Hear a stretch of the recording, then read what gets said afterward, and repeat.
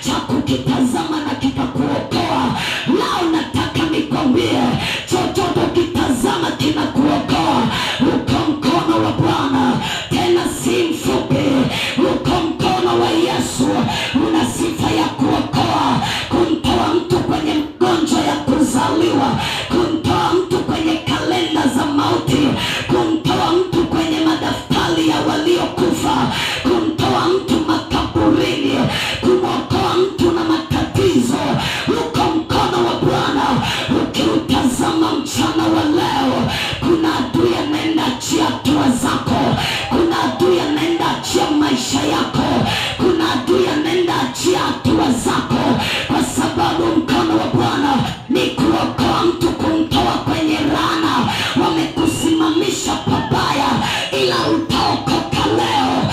Wamekusimamisha pa magonjwa, ila utaokoka.